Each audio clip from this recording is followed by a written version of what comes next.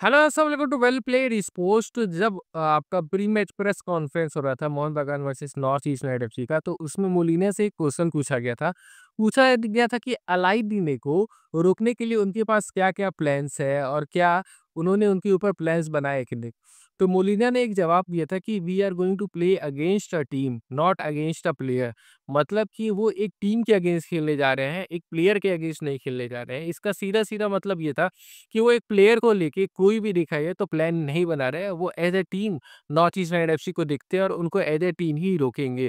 और यहाँ पे अगर देखा है ना तो इस मैच में पूरा यही दिख रहा था हमें। यहाँ पे अगर आप देखिएगा लाइनअप पे पहले बात कर लिया जाए।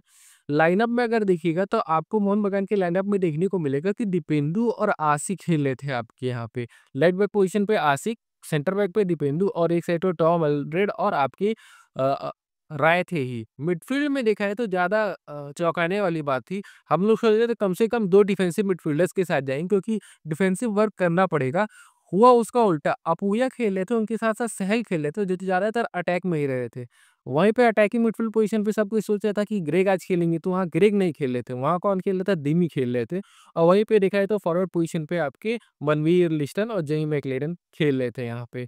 वहीं पे अगर नॉर्थ ईस्ट यूनाइटेड एफसी की बात की है तो नॉर्थ ईस्ट यूनाइटेड एफसी ने सिर्फ एक चेंज किया था, उसमें देखा जाए तो तुंदुम्बा को उन्होंने डाल दिया था एज ए लेग बैक। बाकी सब देखा जाए तो जो हम लोग ने सोचा था कि आप यासीर अख्तर खेलेंगे, जब वो फिट नहीं है तो आपके हमजा रेगरा कोई खेलेंगे, दिनेश सिंह वापस आ जाएंगे, मिडफील्ड में मोथू मकाटन लुइस निक्सन खेलेंगे, नेस्टर खेलेंगे, गुलेर्मो खेलेंगे, अलाई खेलेंगे और जीटिन खेलेंगे, तो बाकी सब टीम वही थी।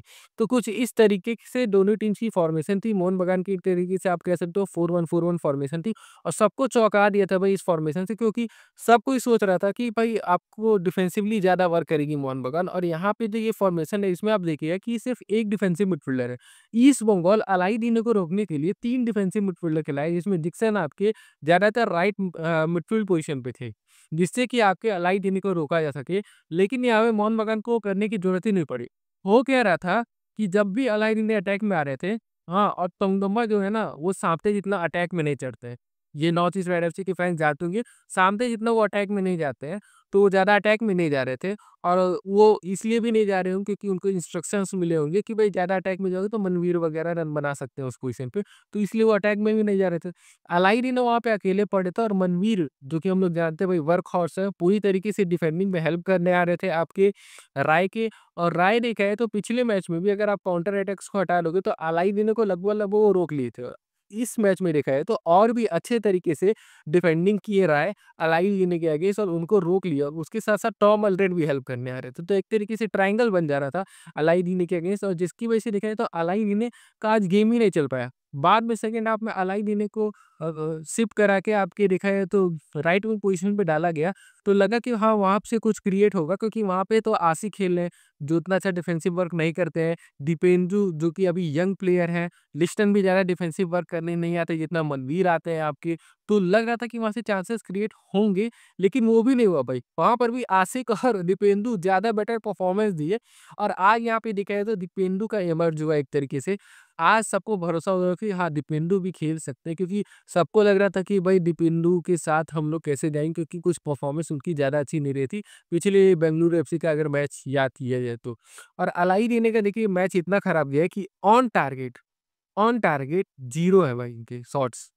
तो आप खुद सोच सकते हो कि उनका आज गेम कैसा गया। उसके साथ-साथ गुलेर्मो भाई, और सिर्फ गुलेर्मो की बात क्या कर रहे हैं भाई, मोहन बगान के भाई जेयू मैकलेरन 0 शॉट ऑन टारगेट जेई मैकलेरन के। गुलेर्मो को तो है भी, वो थोड़ा-सा ड्रॉप कर रहे थे, बॉल भी रिसीव कर रहे थे। जेई मैकलेरन का वो भी नहीं था भाई, उनको तो जैसे लगा था बॉल ही रिसीव नहीं कर रहे हैं, खेलना ही भूल गए। आप कई बार देखे होंगे, उनकी तरफ बॉल भेजा जाता है तो कभी डिफ्लेक्ट करके वो कहीं और चला जा रहा है बॉल, कभी उनका फर्स्ट टच खराब हो रहा है, तो कभी कुछ हो रहा है, कभी वो बॉल रिसीव करने नहीं जा पा रहे हैं, सही तरीके से रिएक्ट नहीं कर रहे हैं। तो ऐसा लग रहा है कि अभी भी टीम के साथ जेल्ड अप नहीं हुए हैं। वो ग्रेग स्टुअर्ट की जो एक्यूरेसी है ना, वो अच्छे-अच्छे पासेस जो देते हैं, उसकी वजह से कुछ गोल्स आए हैं आपके जेई मैकलेरन के। लेकिन अभी भी लग रहा है कि वो टीम के साथ जेल्ड अप नहीं हुए, उनको अभी और टाइम लगेगा।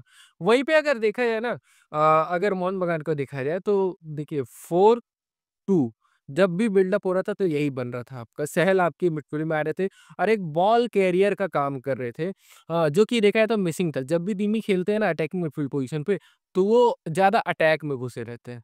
वो डिफेंस में आने का नहीं सोचते हैं। और इस मैच में भी देखिएगा उनको ये रहता है ना कि तुम मुझे डी बॉक्स के बाहर बॉल प्रोवाइड करो, मैं वहाँ से सब कुछ करूँगा। आपको देखने को मिलेगा ज़्यादातर वो बॉल वहीं रिसीव करते हैं, उसके बाद से शॉट्स लेंगे, चांसेस क्रिएट करेंगे, वो करते हैं। वो मिडफील्ड में ड्रॉप करके, ड्रिबल करके बॉल ले जाने वाला काम उनका नहीं है और उनसे आप करवाइएगा तो वैसा कर भी नहीं पाएँगे। सहल आज देखा जाए तो वो चीज़ कर रहे थे, बॉल रिसीव करके ड्रिबल कर रहे थे, अपोया भी ड्रिबल्स करके आपके दिमी को बॉल दे रहे थे और वहाँ पे देखा जाए तो दिमी चांसेस क्रिएट कर रहे थे, उन्होंने 1-2 अच्छे शॉट्स भी लिए। हालाँकि देखा जाए तो गुरमीत बहुत ही अच्छी गोलकीपिंग कर रहे थे तब तक, जब तक आपके लिस्टन और मनवीर के शॉट्स नहीं है। यहाँ पे अगर देखा जाए तो गलती है आपकी डिफेंस लाइन की, और उसके साथ-साथ मिडफील्ड की। क्योंकि मनवीर और लिस्टन जैसे प्लेयर, मनवीर खासकर कि मनवीर जिस जगह से ट्रैवल कर रहा है, वहाँ पे किसी मिडफील्डर को नहीं तो असीर अख्तर या हमजा अग्रवाल को प्रेस करना चाहिए था। उनको जितना हो सके उतना कम जगह देना चाहिए था, लेकिन उन्होंने ऐसा नहीं किया। मनवीर को टाइम मिला और वो गोल स्कोर किया और वो ये गोल ना उनके लिए कोई नई बात नहीं है। अगर आप मनवीर को देख रहे हो शुरू से आईसीएल में देख रहे हो, तो ऐसे बहुत से वो गोल स्कोर किए लेफ्ट फुट से। वही बात लिस्टन की भी है। लिस्टन को भी हम लोग ऐसे गोल्स मारते हुए देखे हैं। आपको टैकल्स करने पड़ेंगे, आपको प्रेस करना पड़ेगा प्लेयर्स को। आप देखते नहीं रहोगे कि भाई प्लेयर सामने से निकल जाए और आप छोड़ दो उनको। तो ये सभी गलतियाँ देखा जाए तो कुछ हो रही थी नॉर्थ ईस्ट यूनाइटेड एफसी से। एक और गलती मैं बताता हूँ। देखिए, हम लोग जाते हैं दिनेश लिस्टन के सामने थोड़ा-सा फँसते हैं। लिस्टन के सामने ही नहीं, कई आपके विंगर्स के सामने फँसते हैं। तो उनको हेल्प करने के लिए जितिन एमएस को आना चाहिए। हाँ, लेकिन ऐसा हो नहीं रहा था। हुआ क्या कि हम लोग देख रहे थे कि आशिक कुरुनियन जब आगे रन्स बना रहे थे, तो दिनेश पूरी तरीके से देखा जाए तो आउट ऑफ नंबर हो रहे थे। लिस्टन के पास बॉल हो रहा है, आशिक को बॉल पास कर रहा है। इसमें देखा जाए तो आपके असीर अख्तर की गलती है। उ उनको भी वो एरिया कवर करना चाहिए। मकाटन, लुइस निक्सन या मोतू को आके वो एरिया कवर करना चाहिए या फिर जितिन को रन करना चाहिए भाई। जितिन आपके देख रहा था जॉगिंग कर रहा था। तो ये चीज़ देखा जाए तो आपको इम्प्रूव करना पड़ेगा। आपको हेल्प करना पड़ेगा। आज आशीष राय अलाईदीनी को रोके है। लेकिन अगर मनवीर का हेल्प नहीं मिलता है ना, तो शायद आशीष राय को आज ये रेड कार्ड भी मिल सकता था या फिर अलाइन ने और चांसेस भी क्रिएट कर सकते थे। वहाँ पे मनवीर हेल्प कर रहे थे। आप एज़ अ टीम खेलोगे तभी कुछ होगा। अगर दिनेश को हेल्प चाहिए, ज़रूरत पड़ी तो आपको हेल्प करना पड़ेगा। और जितिन का तो भाई आज गेम ही पूरी तरीके से खत्म करके रख दिया गया था और हम लोग को देखने को मिला कि बाद में वो सब्स्टिट्यूट भी हो गए। तो ओवरऑल देखा जाए तो नॉर्थ ईस्ट यूनाइटेड एफसी के लिए बहुत सी चांसेस ऐसे हैं जो क्रिएट हुए लेकिन वो फिनिश नहीं कर पाए और ये मैच भी देखा है तो उनके लिए बहुत ज़्यादा अच्छा नहीं गया। वहीं पे अगर मोहन बगान की बात की जाए तो उन्होंने भी बहुत सी चांसेस क्रिएट किए लेकिन फिनिश नहीं कर पाए। लेकिन मोहन बगान के पास इंडिविजुअल ब्रिलियंस है, उसका फ़ायदा मिला। आज नॉर्थ ईस्ट रेड एफसी का जो इंडिविजुअल ब्रिलियंस है, वो नहीं चला, लेकिन मोहन बगान का चल गया भाई। तो अब देखते हैं आगे चल के मोहन बगान कैसी परफ़ॉर्मेंस देती है, नॉर्थ ईस्ट कैसी परफ़ॉर्मेंस देती है भाई। बहुत सी जगहों पे देखा जाए तो यहाँ पे नॉर्थ ईस्ट यूनाइटेड एफसी को वर्क करने की ज़रूरत है। मोहन बगान को देखा जाए तो अटैक में उनको वर्क करने की ज़रूरत है। यहाँ पे इंडिविजुअल ब्रिलियंस से गोल्स आ रहे हैं देखो, कई मैचेस में ऐसा होगा कि भाई इंडिविजुअल प्लेयर्स भी कुछ नहीं कर पाएँगे, आपको टीम गेम चाहिए। जेइम मैकलेरन को भाई अब अपना फ़ॉर्म पिकअप करना पड़ेगा, हाफ सीज़न आ चुका है और जल्द से जल्द पिकअप करना पड़ेगा और नहीं तो ये सीज़न खत्म होने वाला है। अब तो देखा जाए तो जनवरी के बाद से तो अब आपका सेकंड हाफ चालू हो जाएगा, तो सीज़न खत्म हो जाएगा, तो फ़ॉर्म पिकअप करना पड़ेगा भाई। अब देखते हैं आगे चल के इन्होंने टीम कैसी परफ़ॉर्मेंस देती है। आपको ये मैच कैसा लगा हम लोग को कमेंट करके ज़रूर बताइए और अगर ये वीडियो आपको पसंद आए तो इसे लाइक ज़रूर करिएगा और चैनल को सब्सक्राइब करना ना भूलें।